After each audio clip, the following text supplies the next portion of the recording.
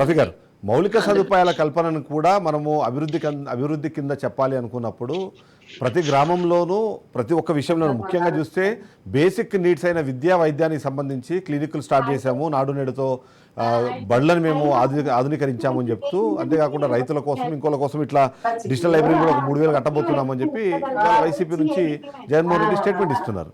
So ఆ మౌలిక సదుపాయాలు మీకు కల్పించట్లేదా, ఆ దాన్ని అభివృద్ధి కింద మీరు యాక్సెప్ట్ చెయ్యారా అన్నది ఆయన వేస్తున్న ప్రశ్న. ఏమంటారు సమాధానం? మీకే అనిపించింది సార్ ఆయన చెప్తుంటే? ఉన్నాయి కదా గ్రామాల్లో అయితే అవన్నీ కట్టారు కదా, స్కూల్స్ అయితే ఆధునీకరించబడ్డాయి, విలేజ్ క్లినిక్లు. మూతపడిన స్కూల్స్ ఎన్ని వేలో తెలుసా మీకు? మూతబడిన స్కూల్స్ గురించి మనం మాట్లాడాలంటే ప్రతి గవర్నమెంట్ లోనూ కాదండి, 1-2 తరగతులు అలా కాదండి, నేను చెప్పనే ఉండేది. 1-2 తరగతులు తీసుకెళ్లి అంగన్వాడీలో 3, 4, 5 తీసుకెళ్లి హై స్కూల్లో కలపడం వల్ల 7,000 పైగా స్కూల్స్ మూతపడింది. మీకు ఆ విషయం తెలుసా? నాకు తెలుసు. అవి ఎందుకు మూతపడ్డాయి, అది ఎక్కడి నుంచి స్టార్ట్ అయింది ఆ విధానం. దాంతో 4 లక్షల మంది పిల్లలు డ్రాప్ అవుట్ అయ్యారు. ఏ లెక్కలు 4 లక్షలు? ఏ లెక్క ప్రకారం 4 లక్షల మంది పిల్లలు డ్రాప్ అవుట్ అయ్యారని చెప్తున్నారు మీరు? ఈ విలీనానికి ముందు ఉన్నటువంటి పిల్లల సంఖ్య ఎంత, విలీనం తర్వాత సంఖ్య ఎంత అనేది ఏకరు పెడతా ఉంటే మీకు కనిపించలేదా? కాదు, మీరు జీవో నెంబర్ 157 గురించి మాట్లాడుతున్నట్టున్నారు మీరు. కానీ 10 లక్షల మంది కొత్తవి ఇప్పుడు ప్రైవేట్ స్కూల్స్ నుంచి గవర్నమెంట్ స్కూల్స్కి వచ్చాయన్నది ఓవైపు లెక్కలు చెప్తుంటే, మీరు 4 లక్షల మంది డ్రాప్ అవుట్లు ఎక్కడి నుంచి ఎక్కడ అయ్యారన్నది నాకు ఇప్పుడు తెలవాలనుకుంటున్నాను. గవర్నమెంట్ స్కూళ్లలో 4 లక్షల మంది పిల్లలు డ్రాప్ అవుట్ అయ్యారు. ఏది 5 కిలోమీటర్లు వెళ్ళి 3వ తరగతి పిల్లలు హై స్కూల్లో చదవలేరు. రైట్. ఇంకోటి విలేజ్ క్లినిక్లు అసలు ఆరోగ్యశ్రీకే డబ్బులు ఇవ్వక మన 5వ తారీఖు నుంచి ఎవరిని తీసుకోవట్లా. అసలు ఆరోగ్యశ్రీ కార్డు అంటే బయట ఇసిరేస్తున్నారు. సార్ విలేజ్ క్లినిక్ కి ఆరోగ్యశ్రీకి సంబంధం లేదు కదండి. అంటే విలేజ్ క్లీన్ లో ఏముంది సార్? విలేజ్ క్లీన్ లో దూది లేదు, ఇంజక్షన్ లేవని చెప్తా ఉంటే ఆరోగ్య శాఖ మంత్రి ఒప్పుకుంది. అక్కడ విలేజ్ క్లీన్ బోర్డు పెడితే సరిపోయిందా? ఈయన వచ్చిన తర్వాత ఎన్ని కంపెనీలు వెళ్ళిపోయినాయి? విశాఖపట్నం నుంచి, తిరుపతి నుంచి ప్రారంభమైనటువంటి కంపెనీలు ఎన్ని పారైపోయినాయి? ఎక్స్టెన్షన్ అయినటువంటి కంపెనీలు ఎన్ని వెళ్ళిపోయినాయి? రోడ్ల పరిస్థితి ఏంటి? రోడ్లు మొన్న 1-2 రోజుల క్రితం వర్షం పడితేనే బస్సులు పడిపోయినాయి. అసలు రోడ్ల రవాణా లేకపోతే రోడ్ల దగ్గర కూడా వెళ్దాం. రోడ్లు అభివృద్ధిలో భాగం కాదా?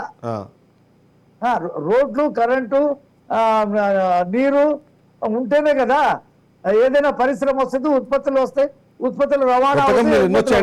మీ ఉద్దేశం ప్రకారం కొత్త కంపెనీలు ఏం రాలేదంటారా? ఏమొచ్చింది సార్? ఉన్న కంపెనీలు పోతే ఏ కంపెనీలు? ఇప్పుడు ఈయనేదో లిస్ట్ ఒకటి చదువుతా ఉన్నాడు. మన కుప్పం వెళ్ళి తలుపులు పెట్టి ట్యాంకులతో నీళ్లు పెట్టి నేను కుప్పానికి నీళ్లు తెచ్చానన్నాడు. ఆ తర్వాత ఆ కంపెనీ వాళ్ళు వచ్చేసి సినిమా పద్ధతిలో ఆ గేట్లు అన్ని కూడా తీసుకుని వెళ్ళిపోతే ఆ కాలువలు ఎండిపోయి ఉన్నాయి. ఈ రకమైనటువంటి మోసాలు, ఈ రకమైనటువంటి అభివృద్ధి చూపిస్తా ఉన్నాడు ఈ రాష్ట్రంలో. అందుకనే ప్రజలు తిరుగుబాటు చేస్తా ఉన్నారు. ఎక్కడుంది అభివృద్ధి? ఆ పోలవరాన్ని ముంచేయటం అభివృద్ధి?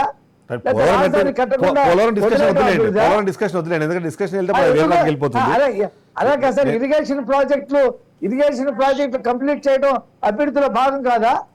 ఇరిగేషన్ ప్రాజెక్టు అయితేనే కదా వ్యవసాయం ముందుకెళ్తుంది. ఏ ఇరిగేషన్ ప్రాజెక్టు కంప్లీట్ అయింది? అన్నమయ్య ప్రాజెక్టు డ్యామ్ కొట్టుకుపోతే 6 గ్రామాలు కొట్టుకుపోయినాయి. ఎంతో మంది చనిపోయారు. 60 మంది దాకా చనిపోయారు. ఇంతవరకు వాళ్ళకి పునరావాసం కల్పించాల.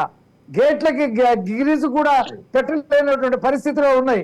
ఇవన్నీ కూడా రాష్ట్రంలో చూస్తా ఉన్నారు. మీరు వెలుగొండ ప్రాజెక్ట్ లో 2 టన్నెలు కంప్లీట్ చేసింది మీకు అనిపించట్లేదు? వాడలేదండి. ఎప్పుడు వస్తుంది చెప్పండి? పోలవరానికి సంబంధించి పోలవరం మీరు చేసింది ఏంటి? మీరు చేసింది కాపాడం ఎప్పుడు కట్టాలి? ఆ టెక్నికల్ గా దాని మీద వచ్చిన రెస్పాన్సెస్ ఏంటి, దాని ప్రాబ్లమ్స్ ఏంటి?